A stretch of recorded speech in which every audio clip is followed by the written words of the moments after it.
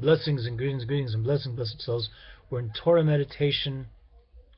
Club video number 13. Got that one right. Last week we got a little confused. We were rushing a little bit.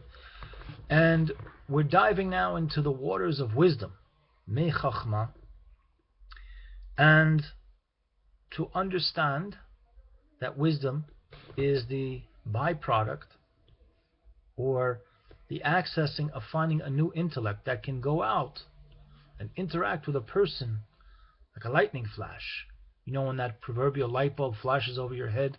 when each one of us experiences our own form of eureka, a totally new way to understand a concept based on our previous cognitive engagement into that subject matter. And like it's known that the source, when we're dealing about accessing a new intellect, its source, from where it's hewn out of, from the concealment of its depth, gives expression to an essentiality of the essence of this elokus, this godliness, divine energy that one can access by going within it and within it, deeper and deeper. Now again, the only way we can really do that, blessed souls, aside from getting a gift from the Creator, by the way, I'm just plucking inspiration from the Shar Yuchud, the Gate of Unification by the Mittler Rebbe, who wrote this seminar work to instruct not just the nation of Israel, but ultimately all the nations of the world how to engage in this bonus meditation, inner understanding, analytical study, that this process is one of growing in a sense of renewal. As I once had heard at a Hasidic gathering, which was led by Lubavitch Rebbe's secretary,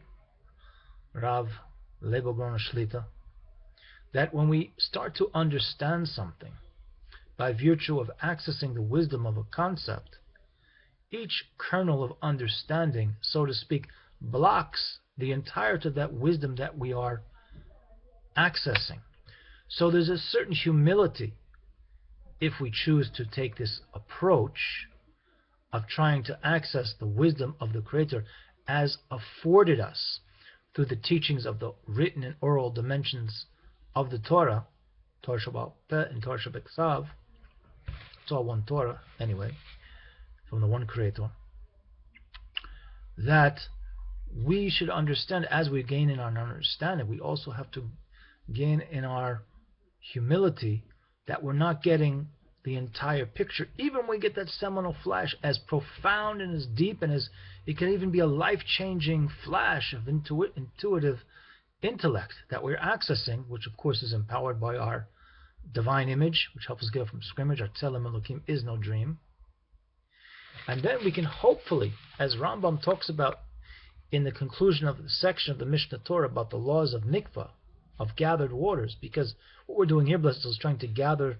all different types of well streams, lakes, and oceans of consciousness here through our humble efforts here. I'm talking about what is meditation according from a Torah perspective, is the idea of training our hearts. And we've been talking a lot about hearts in the recent series of videos we've made, but I want to now give a perspective from a halachic standpoint, from the point of Jewish law, Jewish Israelite law, that one who focuses his or her heart on purifying his soul from the impurities of the soul, which are wicked thoughts and bad character traits, becomes purified when he or she resolves within his or her heart to distance himself or herself from such counsel and immerse his or her soul in the waters of knowledge. Then one can access, as Rambam connects this to prophecy in Ezekiel, Navi Yecheskel in 36:25, chapter 36, verse 25, quote, I will pour over you pure water, and you'll be purified from all your impurities, and from all your false deities I will purify you. And again, to empower us all together as part of the human family experience, we are given the rich opportunity, if we choose to engage in his bonanus. Each one according to what they are blessed with, and each one according to their ability to actualize their potential, to push themselves a little bit more, to go a little bit deeper in their conceptualizations and their perceptions, and then eventually their elucidations upon elokus as it manifests within the teachings of Torah. So end off with Ahava Chad, one love, Gorel Echad, one destiny kulanu for all of us, Badarchi Shalom, in a peaceful way, Darchi Noam, in a pleasant way, Laham Shif, to be continued, Be'ezrat Hashem Yisbrek, with the help of the Most High.